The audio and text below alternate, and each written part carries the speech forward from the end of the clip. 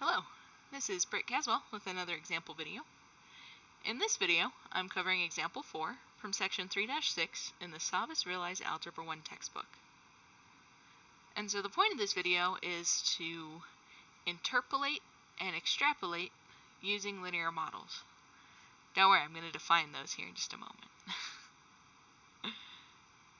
So your textbook, it has an airplane graphic, which I kind of hated.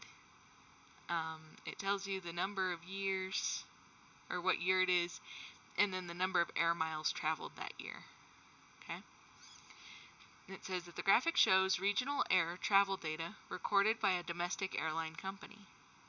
And it says, how can you use the data to estimate the number of air miles that people flew in 2003?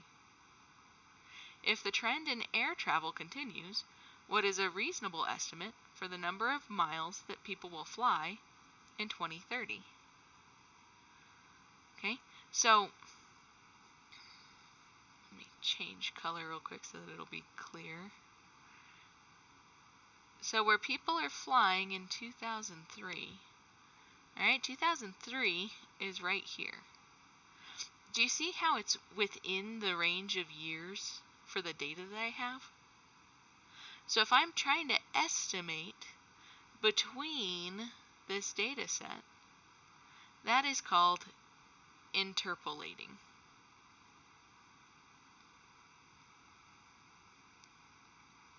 So then, if I consider this a little further, the second part of the question says, what about in 2030 if that trend continues? Well, 2030 is out here, right? So do you see how that 2030 is outside of my data set? It's outside the range of years that I know. That is called extrapolating. Alright, so to interpolate is to estimate data that's within our data range, and to extrapolate is to figure it out from way far out over here. So let's talk about how to get there, okay? So the first thing we do is we plot the data. Alright, so this is the number of years since 1975. Okay? Notice there's this break in the table. Okay? So make sure that you're aware, because when you go to assume whatever your y-intercept is, there's that break there that's going to make it look strange. So then it says, using technology, perform a linear regression to determine the line of best fit. Okay, so here your textbook used the TI-83 screen. Okay, so here's A and here's B.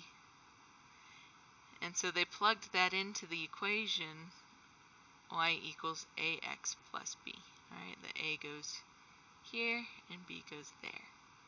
And so that's how they got this equation right here.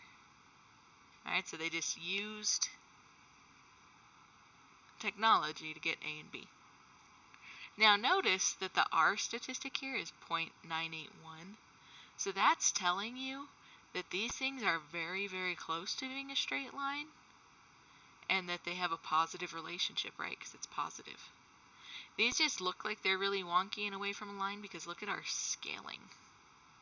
Alright, so from 1400 to 1800, that's 2 boxes to cover 400 miles of data. So because we're so zoomed in on the y-axis of this graph, that's what's causing it to look like it's so far from being a straight line. Okay. Now your book does describe what interpolation and extrapolation are. So I put that on here for those of you guys looking at the paper notes.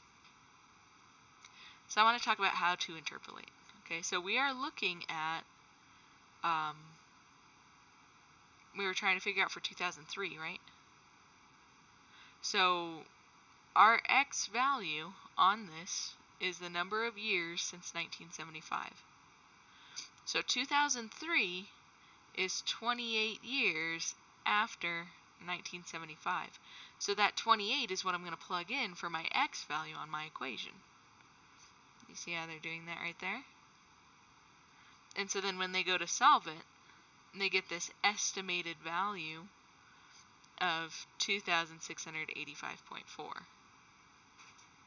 Alright, and again, that's something we don't necessarily know for surezies, It's an estimate, but it's likely a very close estimate, especially since our R statistic is 0.981. So now for the extrapolation, right, that was looking for 2030. So we had to figure out how many years 2030 is after 1975. So that was 55 years. And so we plugged in that 55 right there. And then this is the estimate that they got. So if the trend continues, this is what we'll see. Now, let's think about current events, right? We are currently in 2020, which is outside of our data set, in the midst of a quarantine where there have been travel bans. So is it likely that this model works for what's happening right now? Probably not, right? Because travel has become limited.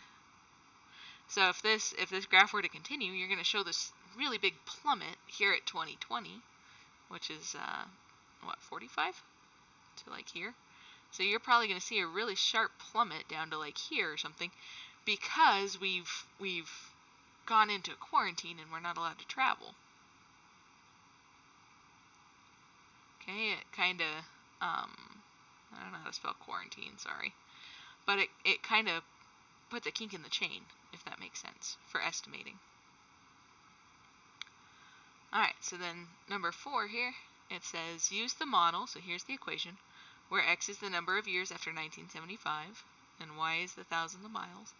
Estimate the number of miles people threw on the airline in 2012. Okay, so first we need to find our x value, right? Our x value is the number of years that have passed from 2012 and 1975.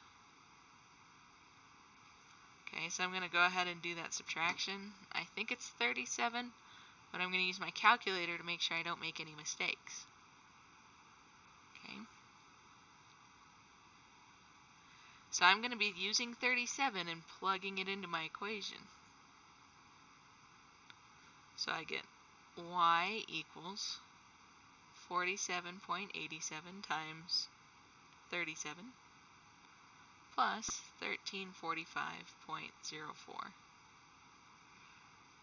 Now, while I'm grinding out these calculations, I'm going to ask you, is this interpolation or is it extrapolation?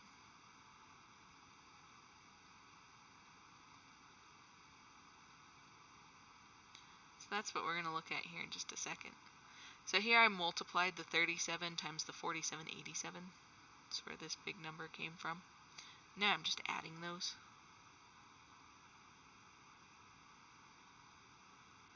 Alright, so I'm getting 3,116.23 as my estimate. And if it's in 2012, okay, my data goes from 75 to 2015. So 2012 is in here. So this is an interpolation. Okay. But there we have it. So that is how to interpolate and extrapolate using linear models. Until next time.